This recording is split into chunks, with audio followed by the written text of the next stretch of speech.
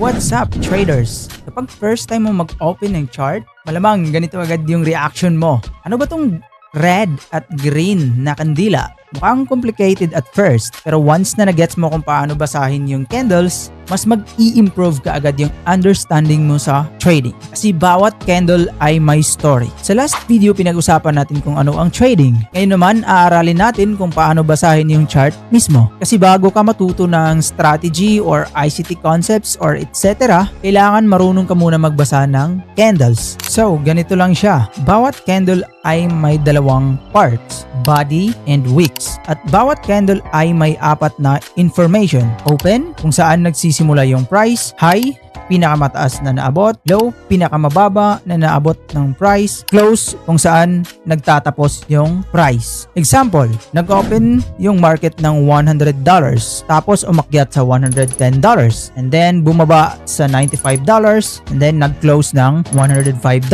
Yun na yung buong kwento ng candle. Ngayon, ito yung basic classification ng candles. Bullish candle, and yung pinaka-common color ng bullish candle is green, but nakadepende na yon kung anong color yung isiset mo sa bullish candle. So, kapag nag-close ng mas mataas kaysa sa open, bullish candle yan. Ibig sabihin, mas strong ang buyers sa moment na yon. And yung isa naman is bearish candle. So, kapag ang close ay mas mababa kaysa sa open, bearish candle yan. Ibig sabihin, mas malakas yung sellers sa oras na yan. Pero take note, hindi ibig sabihin na green, buy agad, and red, sell agad. Information lang yan na nangyayari sa market. Ngayon naman, tatalakayin natin yung wick. Ito yung madalas hindi pinapansin ng beginners pero very important. Kapag may wick sa taas, ibig sabihin umaakyat yung price pero hindi niya na-maintain. So in short, nanggaling dito yung price and then bumalik ulit siya or bumaba. May sellers na pumasok at tinulak yung price pababa. Kapag may wick naman sa baba, ibig sabihin bumaba yung price pero may buyers na sumalo. Kaya na-reject yung price or na-reject yung pagbaba, which means nanggaling dito yung price and then eventually umakyat. So, simple idea, wick is equal to rejection. Ngayon, ano naman yung time frame? Simple lang. Ang time frame ay yung duration ng bawat candle. For example, 1 minute chart or 1 minute bawat candle.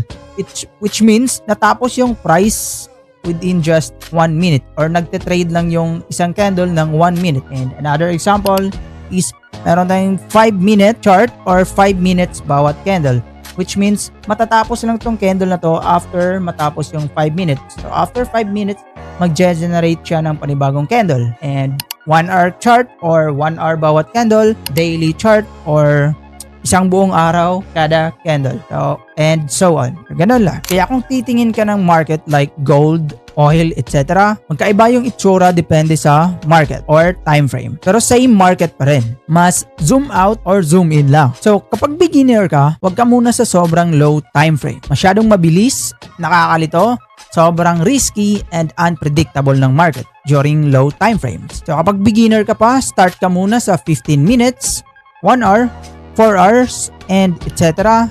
Mas clean yung galaw ng market, mas easy makita yung trend. So kung may tatandaan ka dito, bawat candle ay may story. Bullish candle, which means buyers are in control. Bearish candle, which means sellers are in control. Yung wick is rejection.